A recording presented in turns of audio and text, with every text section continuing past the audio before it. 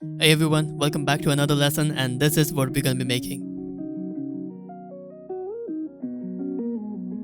And as you can see, it's pretty simple, and this was decided when I saw a lot of people getting to know how to get cinematic 2D designs inside of After Effects. Most people think that we use some kind of third-party plugin that just does it in one click. That's not the thing. In this lesson, we are going to learn how a cinematic dramatic look is achieved inside of After Effects, with how to decorate a design that complement the theme. Yeah, that's why I decided to put this lesson out, so you have an idea that cinematic look is just achieved by the initial thought, the initial planning, and the theme you are going with. For example, if you're going with a sci-fi theme or a tech theme, then you have to pick things accordingly. So most of it is about picking the things that complement to each other. For example, if you are going for a cinematic or a old look like I do in my videos look like from the old times, so I pick the fonts that look old as well as the shading and the elements I pick. I don't pick elements like, for example, that look too tacky or what do you say, it futuristic. I pick elements that look old, for example a violin, a piano, or these kind of things, old things. So everything has to speak the same language in order to have authentic theme. While we're talking about being authentic, I want to say something like that is a misconception among editing space, that many editors think that we are going to make a style. This thing, making a style is nothing. It's just complete BS. Style is not made, style is formed, and style is polished throughout a time. For example, when I said to make my own style, I didn't go with the mentality of making my style, inventing my style. No, that's just complete illusion. Style is not something that you name for yourself, but style is something that people name for you. That's what your style is. I went with this thinking that I want to just make something, and when I saw people liking it, people giving it a name that this is Ali's style, then I started to polish it and make it towards something that I truly liked making. For example, old time videos. So that's how a style is formed and polished, not made. This style sheet that you're seeing on your screen was not made when I set out to make my style. That nothing of that happened. I just made this style sheet a few minutes ago. So just to tell you that now what my style looks like. So the point is, don't go on the nerdy side of these things, because when you don't know anything, like when you cannot imagine anything, then how can you fantasize about it? I don't know if this sentence makes sense or not, but that's what I want to say, that when you're going to make your own style, don't go for making your style. Just make whatever that you truly enjoy. I like old themes. I like, medieval times themes. I used to play Age of Empires a lot, so that have a huge impact on my visuals and my theme. Age of Empires is just amazing game. It taught me a lot of things. So anyway, if whatever you enjoy, just start making it and start polishing it, and you will be ending up with your own style.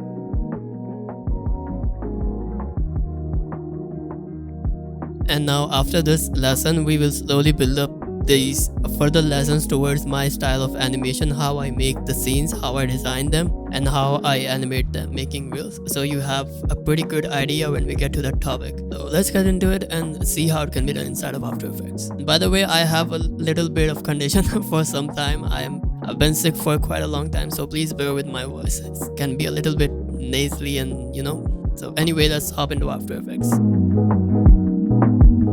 Okay, so now we are inside of After Effects, and this is a photo I got from AI. I think it was Adobe Firefly AI. So I just cut out the violin part of it and make it a PNG, and just imported the PSD instead, because I thought at that time I was wanting to do something else, but I didn't do anything too unique. So it's just a PNG file of a violin, and using this extrusion script, which also happens to be a free plugin. First we have to add a solid as a BG and scale it up, then lock it for good. And before applying the extrusion to this PNG, what I will do, I will pre-compose it. So we have it inside of a pre-composition in case if we want to change it to some other object. So that would be as easy as replacing it with some other thing, and it will be updated automatically inside the scene. So update it and give it a name, and make sure you have the same options as mine selected. And after this, hit OK, and while this pre-composition is selected, you have to double click it to navigate to it, and we have to cut out this empty space because we don't want the preview to be heavy, because these empty space take a lot of time on the preview.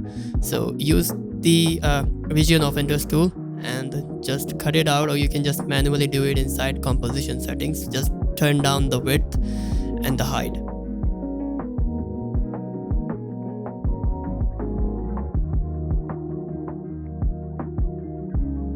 Okay, now after that we will head back to the main composition, and while this layer is selected, I will hit this extrusion button on the plugin, and it will make a null object while making it, a 3D object. It's not actually a 3D object, but it's somewhat a 3D object with depth. So now you pretty much got the idea. We have to add a camera to it, and just add a null object as well with the camera. Or you can just simply apply position keys to the camera itself, because the position itself is not too complicated, and I'm not gonna go too deep inside these keys of position because we have already covered this movement, simple movement, inside previous lessons.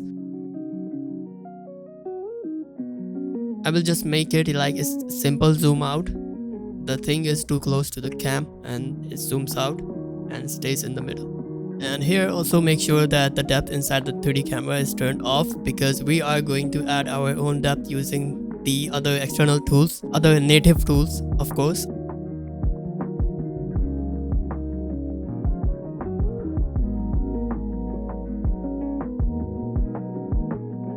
After that, we will start adding some keys, some rotation keys to the violin. First, we added basic keys to the camera to have the basic movement going on, and then after that we will add secondary motion, which will be the rotation of the violin object. So it's just a few basic things. And by the way, I'm going to share a cool effect at the end that you already probably using in your After Effects videos right now, but you don't know the full potential of that effect yet. I just happened to know it by accident when I was messing with the things. So stick out and you're gonna learn a lot in this lesson. So after this, I will add a 3D light, and this light will do the heavy lifting inside this. Like, not the heavy lifting, not a lot heavy lifting, but somewhat heavy lifting is done by this light. So you just have to copy my settings and pick a spotlight and go on the custom view. That way you can place a light however you want. It's exactly like how we did inside the Blender lesson.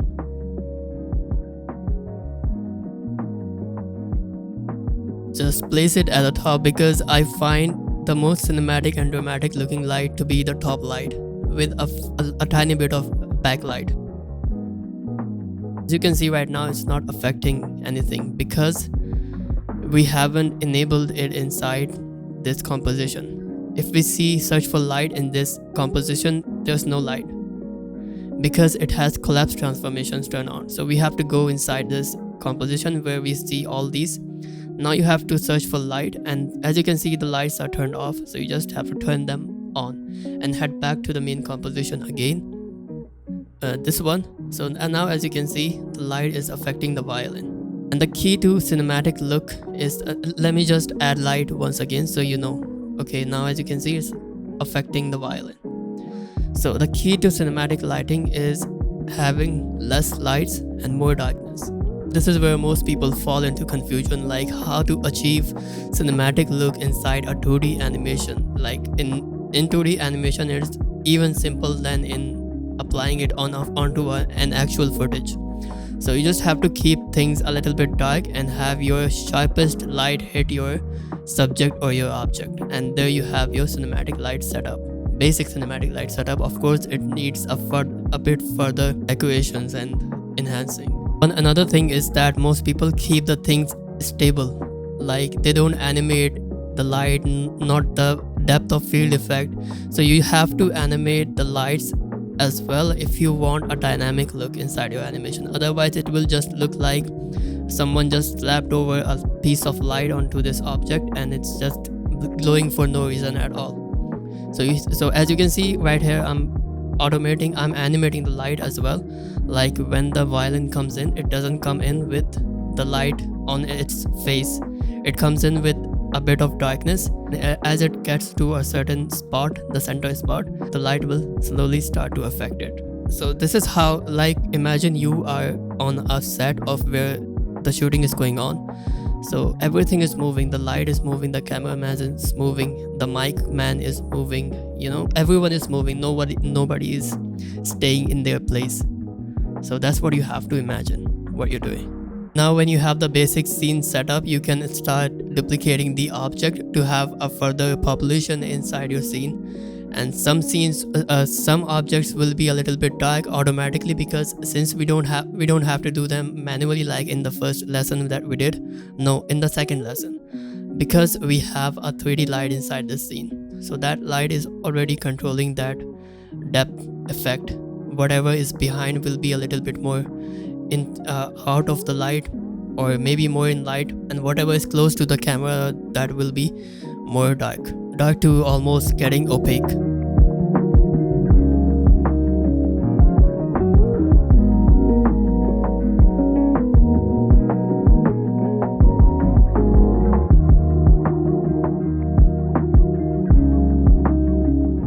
Okay, so since we are not using the depth of field effect of the camera, so we are going to put a Gaussian blur to the violin that is close to us, and add some fake depth to it. Now we don't have to do it one by one on each violin, because we can use adjustments.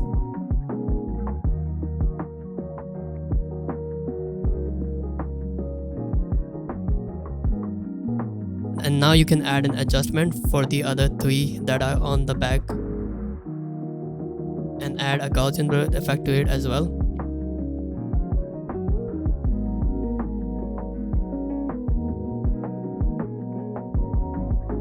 Now to have further depth, you can duplicate this adjustment that has a Gaussian blur effect to it, and put it below. So the violin that are even back on the back side will get affected by the same effect twice, giving a fake depth effect.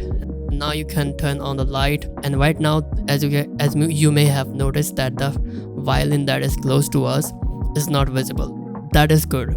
Don't try to make it visible, because we want to keep it that way. Now we have to add another solid and call it optical flare effect, and put an optical flare by Video Copilot to this. And now as you can see, it has started to show us the hidden violin. Now you just have to pick a good preset, and I think I like this one, and hit OK, when you're happy. And by the way, I shared this preset inside the Discord, so be sure to visit if you are a part of these lessons. So be sure you are inside the Discord, otherwise you are going to miss out on a lot of things. So anyway, we just have to add this optical light on the back,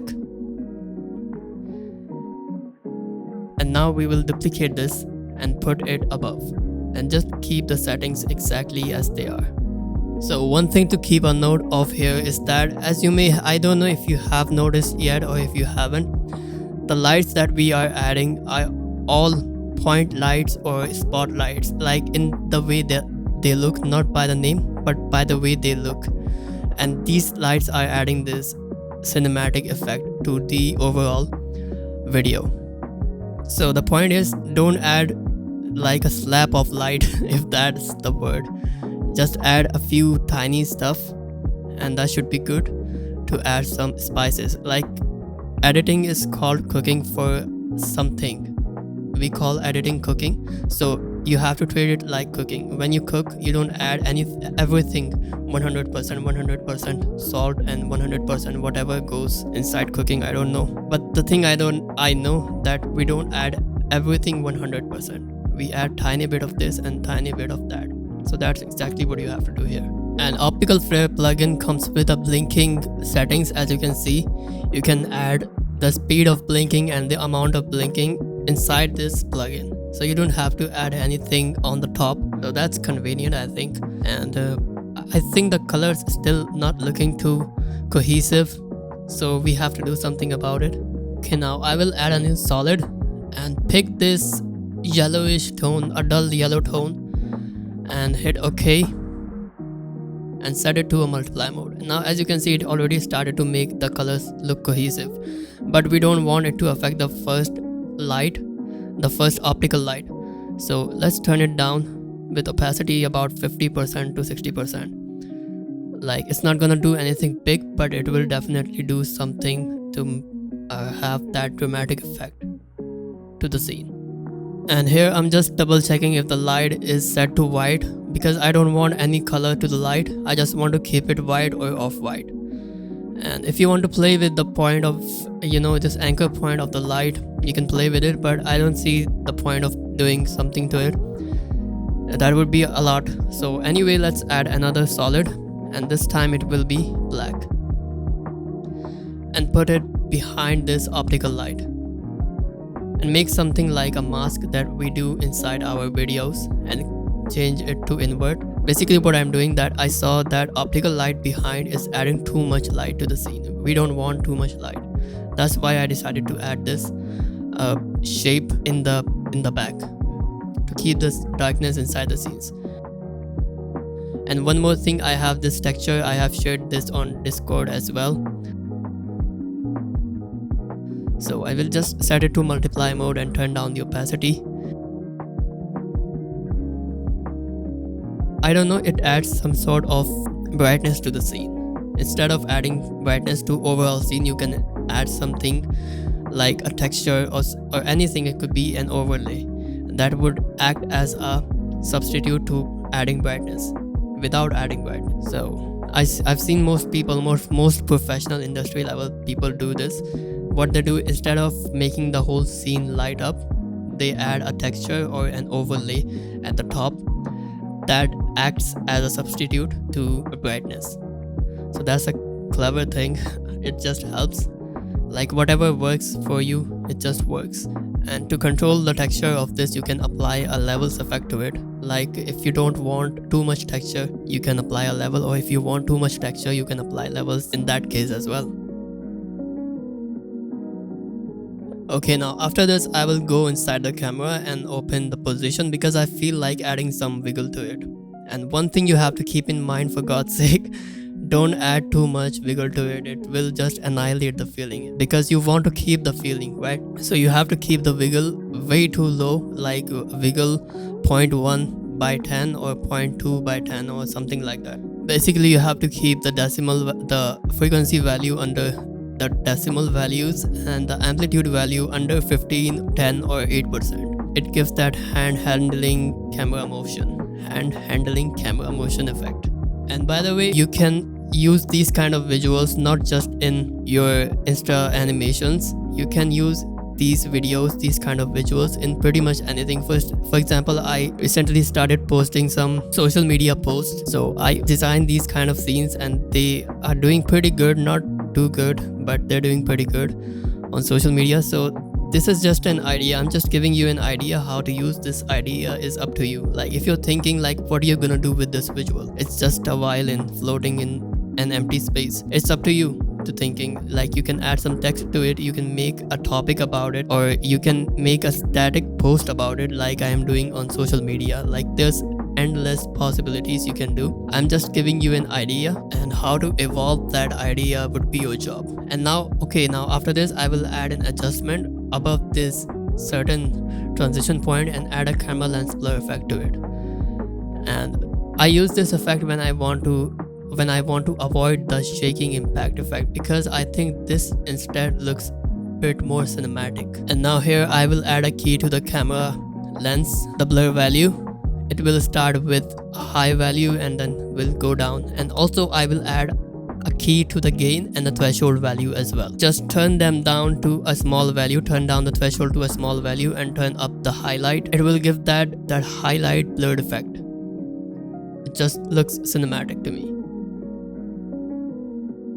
This kind of effect is most common inside AMV videos. You may have seen that, like, there is a slight blur effect with a boost of highlight. So that's how it's done. And after that, this is just an extra step. If you want to play with the rotation of the violin, you can do that. I don't know why I'm doing this. Maybe I'm just trying to match it with the vibe, with the motion of the camera, but it is not needed. You don't have to. The work here is 60% done, still lacking that final touch. So we have to know what exactly is that element that it is still lacking.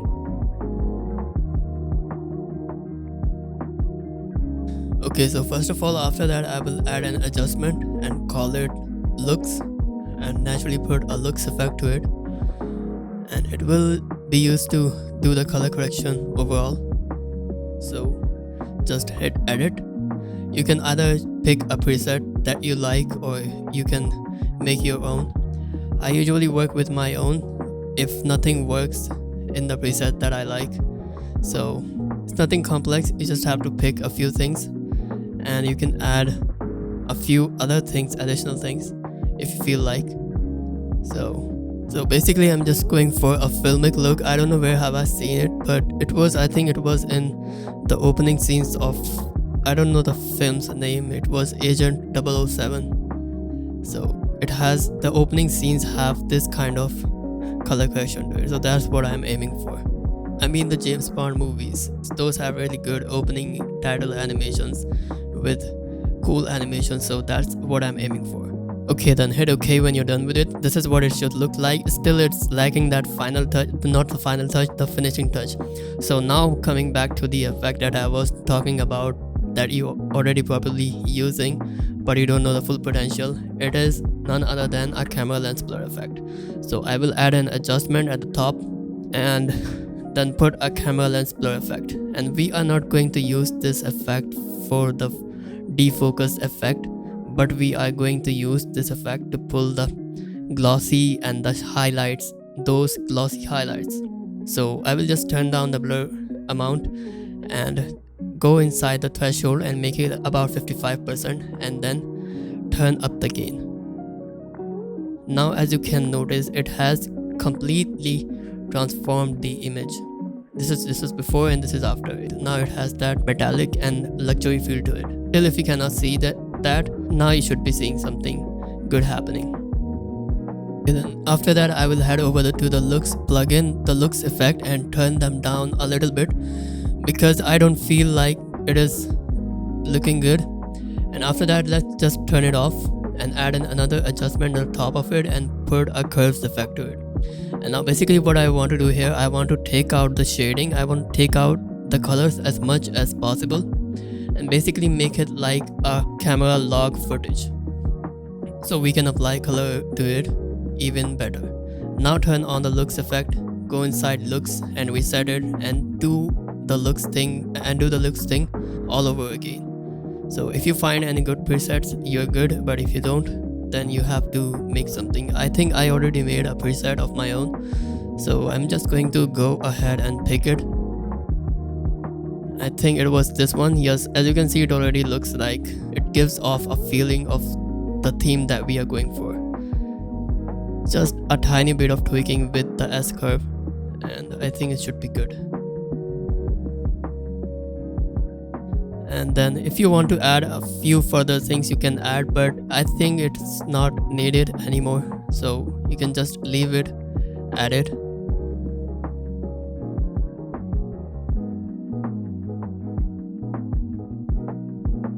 And hit OK. Okay, now that we have the design all good, now we are going to add some decoration elements to it. Like, it's important to have some decorative elements because that's how your video is going to be able to communicate with the viewer. So I found this on internet because I think it looks good, and then I will put it behind with a tint effect and swap the effect, and then add a mask with the pen tool. And then when you double click the tint effect, it will take you down on the timeline, and here in the compositing options you have to pick the mask one and just set it, and your effect will only be affecting what is inside the mask. So in this case we have the tint effect, so the tint effect is only going to affect what is inside this mask, and we can play with it however we want. After that, we can add some feather to it to make it look like that metal that you may have seen in my videos. That's how I do this effect. And you can use the first tint effect to give it some kind of shading. Like if you don't like the complete white shade, you can use the first tint to make it a little bit yellow and convert it into a 3D object. And since there is a light in our composition, so light is going to affect this object as well. It's totally up to you. If you want the light to affect this object, you can keep it, or if you don't want light to be affecting this object, you can turn them off by going under the settings of this object, and then you can just duplicate it and put it at the bottom as well. So basically we're just decorating the existing design. Like there is one thing, like in motion, first we have to add the basic motion, then we have to add secondary motion. Same thing goes with the design. First you have to have the basic design going on. When you have the basic design, then you can further decorate the design and make it a little bit fancy by adding some elements. That could be, these elements could be anything. Like, no, I don't mean these elements don't have to be anything. They have to talk the same language with your design. Like if you start adding some futuristic design elements to it, it will not make sense because they don't belong in these settings. So that's why you have to pick elements that match with each other. After that, you can try adding some text to it, and I don't know if you have already seen my social media post. I used this same exact design and added some text to it, and it just looks way too good. I don't mean to talk good about myself, but it was looking too good after adding the text. So be sure to add some text to your designs. If you don't want to, then you can try adding some decoration elements like I've shown here. And all these files will be available for you to download in this description of this video. So be sure to have that and give it a shot. First you have to make exactly what I'm making here, and once you have the idea, then you can try making your own stuff. Okay, now what to do if you want to change the object inside this composition. If you don't want the violin, simple, you just have to go inside this composition that we made in the beginning of this lesson, and this was the composition, and you just have to turn off the existing object and put your new object. You can even put an animated object inside this and just leave it, and as you can see, it has been updated in the main composition. So that was the point of making a pre-composition. Like whenever you are making something, you have to make your work easy for you, right? It's good to go with the flow, but it's only good to go with the flow with the creative side of the things. But with the technical side, you have to keep the things planned ahead. Okay, now back to the camera lens blur that we have used for the highlights of the scene. If you don't think the highlights are high enough, you can always play with them. Just don't make them go like to the maximum value, otherwise it's just gonna make it look bad. But as long as you use it, I don't see the bad side of it. Just looks good. Like as you can see, I have pulled it to the maximum and it is already looking good. Like it's just pulling out that final detail of the violin and just making the lighting look more eye-catchy.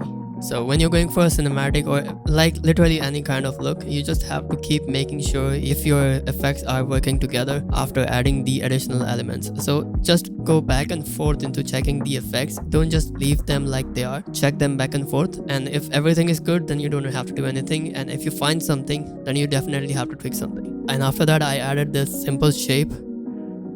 Like nothing fancy is going on, it's just a simple shape, simple rectangle turned to 3D. That is why it's being affected by the light. And after this, I have these decoration elements that I found on the internet. So since my theme is more towards old times and the Age of Empires kind of looks, so that's why I pick these kind of elements. Now to use it, I will simply mask out the element that I like the most from these, and I like this one, so I'm just gonna make a mask on it and then lock the mask. Make sure to lock the mask, otherwise it's going to get messed up. And after that, you can put a tint effect to it or a fill effect, like any effect to it.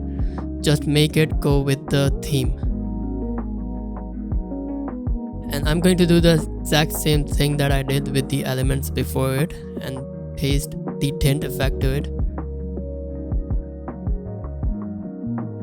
And I think I don't need to do that because it's way too small to begin with. So just a simple fill effect with white shade and it should be good for it.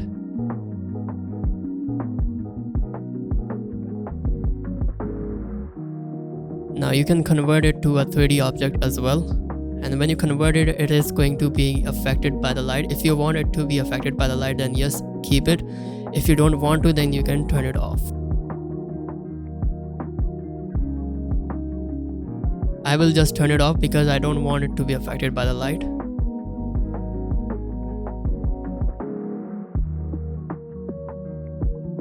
There's no principle to doing this. This is your playground and you can be as creative as you want.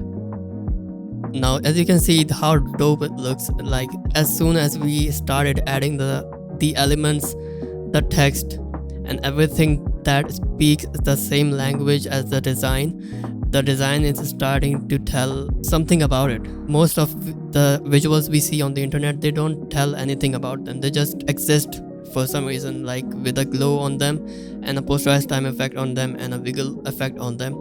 They're just existing.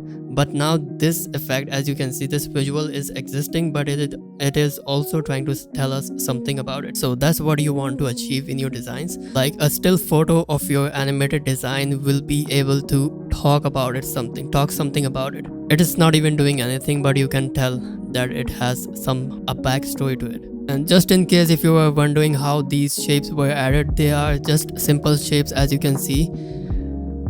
Just make this way, and when you convert them to a 3D object, they will start to get affected by the light, and simple as that.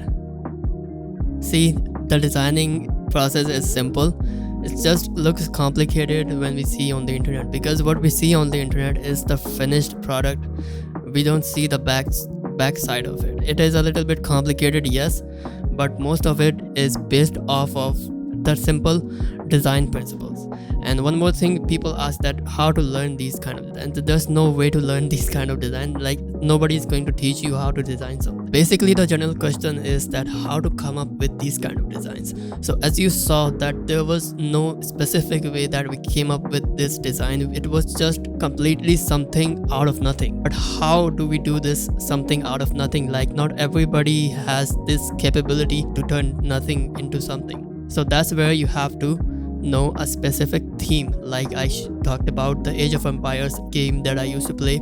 It has a huge impact on my work right now. So I used to play that game back in 2012 and 2013, and in 2018 still I play sometimes because I love it so much. So it has that impact since that time. Like how many years has it been?